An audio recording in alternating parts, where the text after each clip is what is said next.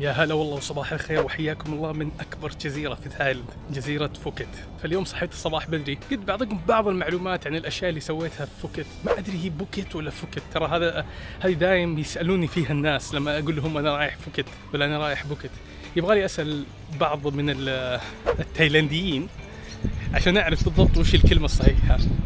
في بعض المعلومات ودي أعطيكم إياها، لأني أنا تجيني أسئلة كثيرة مرة في الكومنتات وفي الإيميل يسألوني عن بعض المعلومات عن فوكيت، فأبعطيكم بس بعض الأسئلة اللي مرت علي. أبختار يعني بعض الأسئلة اللي في بالي من الأسئلة اللي قرأتها، يعني أجاوب عنها في هذا الفيديو. الفيديو ذا راح يكون فيديو عفوي يا شباب، ودي أنزل الفيديو ذا بالمعلومات حقته أعين وأعاون. في واحد أرسل لي قبل يومين قال لي هل تايلاند صارت بفيزا للسعوديين؟ لا، ما هي بفيزا، ما هي بفيزا للسعوديين. هو الشيء الجديد التحديث اللي صار، اللي انك لازم تعبي بطاقة وصول اونلاين، هي عن طريق موقع. راح احط لكم موقع تحت هنا، وبطاقة الوصول هذه لازم تعبيها تقريبا قبل يومين ثلاثة من الرحلة حقتك، تحط فيها بيانات الرحلة حقتك، الطيران وين راح تسكن. فمعناته انك لازم تكون حاجز الطيران ولازم تكون حاجز الفندق اللي انت بتسكن فيه. اذا كنت حاجز اكثر من فندق، مثلا اكثر من مدينة، بانكوك، فوكيت وزي كذا، حط الوجهة الاولى حقتك. يعني مثلا انت رايح بانكوك اول، حط الفندق اللي في بانكوك بس. والبطاقة الباركود حقها على طول راح يجيك الملف الايميل حقك، وتقدر تحمله وتخليه في الجوال حقك، لان بعض الاحيان يسألون في حين الجوازات. وهذا يقودنا الى السؤال الاخر. السؤال الثاني هو مو سؤال صراحة، هو شيء لاحظته أنا يوم كنت في المطار حق فوكيت. أنا يوم وصلت المطار كان في زحمة، شيء مو طبيعي، زحمة في عند الجوازات، يعني يمكن ساعة ونص عشان يوصل دورك. ولاحظت إن في صف قاعد يمشي سريع، هو أول صف، أول ما تروح الجوازات تلقى أول صف قبل ما تبدأ الصفوف العادية. فسألتهم، قلت لهم إن هذا الصف ذا قاعد يمشي سريع وهذا يعني وش السبب يعني؟ قالوا لا، هذا بتدفع فيه فلوس ويمشونك على طول بدل ما تنتظر في الصف الطويل ذا. استهبال والله. يبغون يطلعون القرش من كل مكان. فقلت لهم كم؟ قالوا 200 بات الشخص الواحد. قلت والله لا ادفع، يعني ما راح اقعد ساعة ونص عشان 20 ريال، ما ادري 21 ريال. فدفعت لهم 200 بات للشخص الواحد، وتمشي ما تقعد ولا 5 دقائق تقريبا وانت مخلص الخط السريع. فاذا كنت شايف زحمة مرة عند الجوازات، اسأل عن هذا واحد من الخيارات اللي ممكن تسرع لك الرحلة. وسائل آخر يسأل انه ليش في طيارة.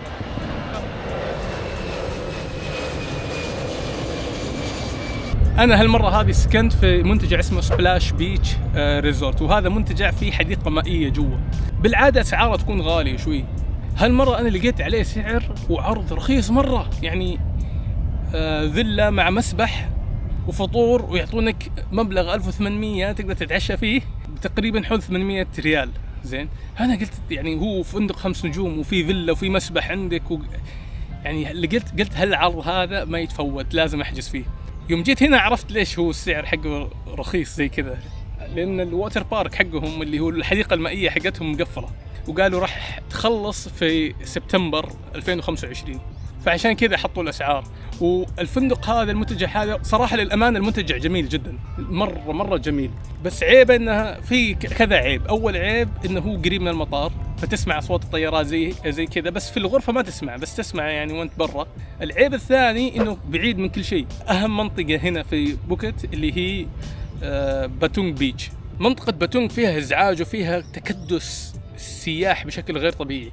بس ليش التكدس هذا يصير؟ لأنه أغلب الأشياء وأغلب الأنشطة قريبة من منطقة باتونغ أصلا، يعني من هنا كل نشاط يبعد ساعة تقريبا بالسيارة، ساعة رايح ساعة جاي. فهذه واحدة من العيوب. إذا لك خلق إنك أنت تجي وتقعد وتريح وتستكن في هذا المنتجع، فالمنتجع ذا يعتبر جميل. وإذا عندك عيال، المنتجع ذا زين إذا كان الحديقة المائية مفتوحة، أو خذ لك فيلا مع مسبح، أيضا مرة خيار جميل.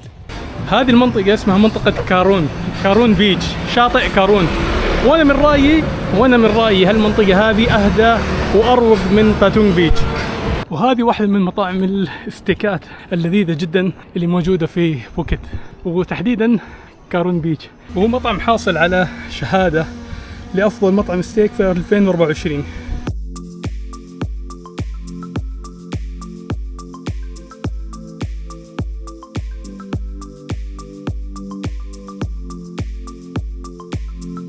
الصراحة كان واحد من أفضل الاستيكات اللي أكلتها في حياتي، ستيك خرافي، ضروري إذا جيت فوكت لازم تجرب هذا المطعم، اسمه إيت، موجود في كارون بيج. اطلب عندهم واغيو ياباني A5 ريباي. صح إنه غالي بس إنه صراحة يستاهل كل ريال تدفع فيه.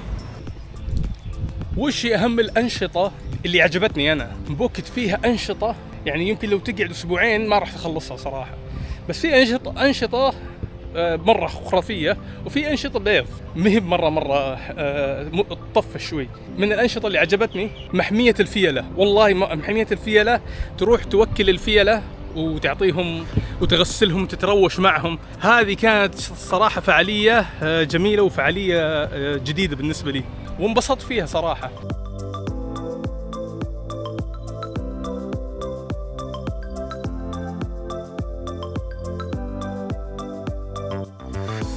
الفعالية الثانية اللي عجبتني مرة اللي هي رحلة فيفي آيلاند. طبعا هذه واحدة من الرحلات اللي حلوة، بس هنا لازم تكون منتبه من شغلة واحدة ضرورية مرة.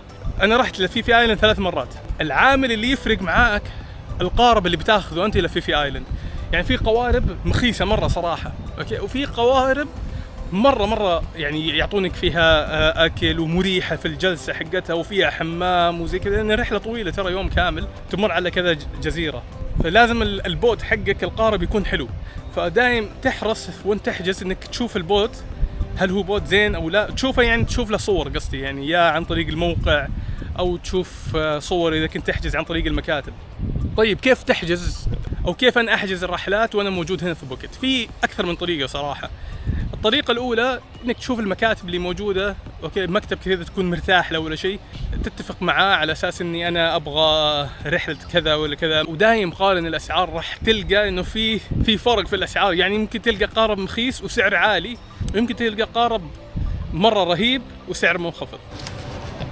تخيلوا لقيت رحلة جميلة مرة، يعني تختار أنت الرحلة الوجهة اللي أنت تبغى، مثلا في آيلاند ولا هونغ، بس القارب تاخذ قارب فخم كذا يعني مع عشاء واشياء زي كذا، زي كذا او زي كذا. الطريقة الثانية اللي تحجز فيها عن طريق الاونلاين، اكتب في جوجل مثلا رحلات مثلا جيمس بوند او شيء زي كذا ويطلع لك، لان اغلب الرحلات موجود لها مواقع على جوجل على الانترنت. الطريقة الثالثة اللي هو عن طريق وسيط، يعني مثلا برنامج زي تريب ادفايزر، بوكينج الحين صاروا يحطون، اير بي ام بي صار يحط رحلات وزي كذا، بس هذول دائما تكون اغلى. اعطيكم مثال، مثلا انا رايح ان شاء الله بكره الى كرابي، مدينة كرابي عن بوكت تبعد 3 ساعات.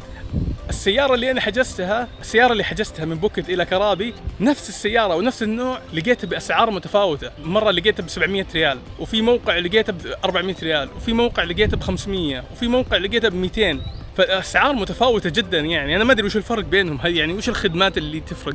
فدايما حاول تقارن الأسعار. ميزة الوسيط إنه يضمن لك إنه ما راح يطلع فيها لعب، يعني يكون مضمون 100%. المواقع لازم تشوف يعني يكون عندك حدس إن الموقع هذا موقع كويس legitimate، يعني موقع صدقي ولا ما في أحد وراه قاعد يلعب عليك. النصيحة اللي جت في بالي هي مهم نصيحة، هي قصة، خلنا أقول لكم نصيحة بقصة. المرة الراحت اللي أنا جيت فيها تايلاند، أنا رحت إلى مطعم وأكلت في المطعم هذا. جيت بدفع بالعادة أنا أدفع كاش في تايلاند، بالعادة أحاول إني أدفع كاش بقدر المستطاع، إلا إذا كان المكان يعني زي فندق شيء كذا يعني تقدر تثق فيه، أدفع ببطاقة الفيزا عادي. وليش؟ لأنه بسبب الموقف اللي صار لي. فهالموقف هذا أنا رحت مطعم، يوم جاء الحساب أنا شفت كان الكاش اللي معي قليل ما يكفي، فقلت خلاص بدفع فيزا اللي بطاقة الائتمانية. حطيت البطاقة الائتمانية على أساس بدفع، قال لي والله الجهاز حقي يبغى له شحن ومدري إيش، عطني بطاقة حقتك بروح بسويها هناك. يعني كانت حركة واضحة يعني إنه فيها لعب.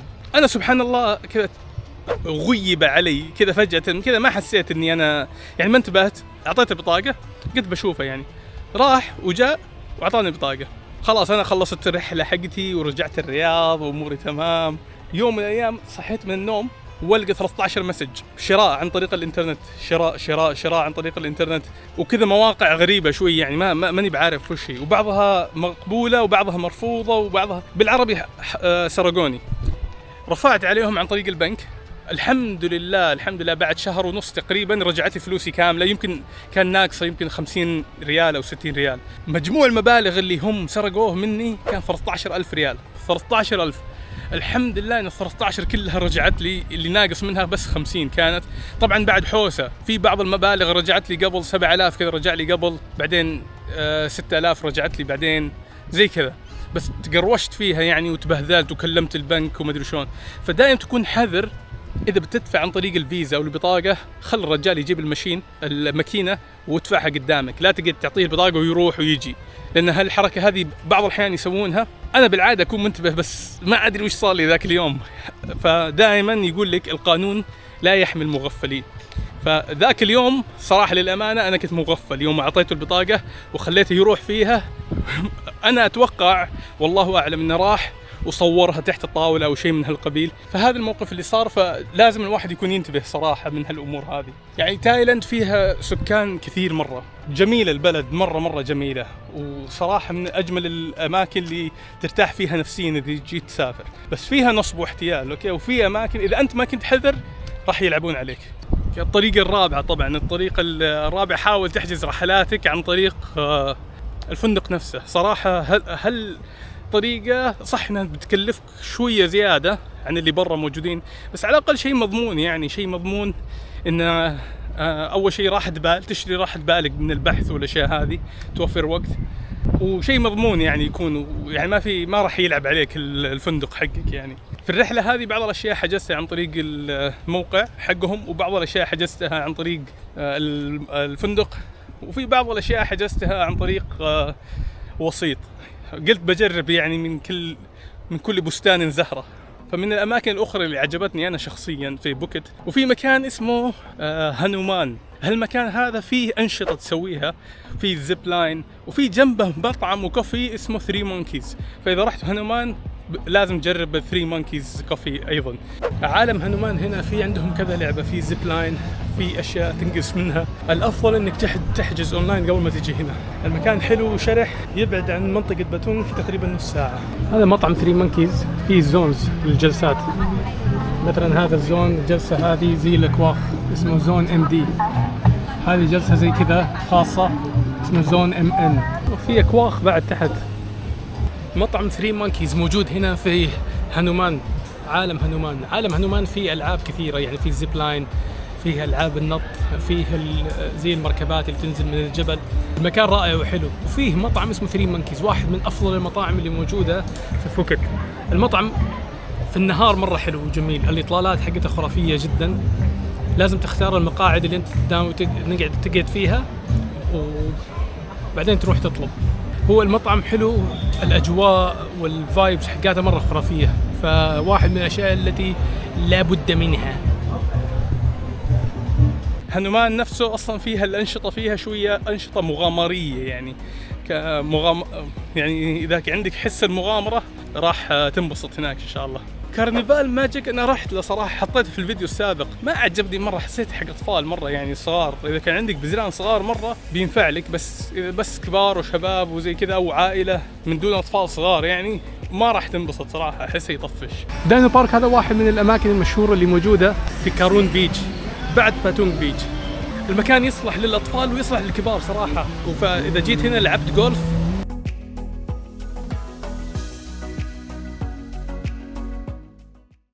وواحدة من أجمل الرحلات اللي موجودة ببوكيت اللي هي رحلة الدبابات. هذه ضروري تسويها إذا جيت إلى بوكيت.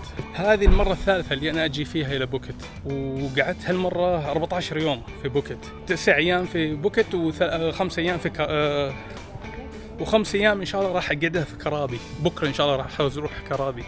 وكل المرات اللي أنا جيت فيها صراحة كانت صراحة ممتعة يعني، وما طفشت يعني، كل شوي أستكشف شيء جديد. فهي واحدة من الوجهات اللي في ناس كثير يجون إلى بوكيت كسياحة، والصراحة ما ألومهم. البلد فيها مقومات سياحية مرة كويسة، والبلد جميلة وأنصح فيها صراحة.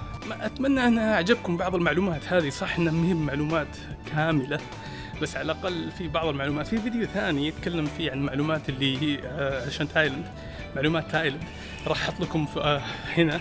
تابع هذا الفيديو يمكن يعطيك معلومات أكثر عن دولة تايلاند. نشوفكم على خير إن شاء الله، مع السلامة.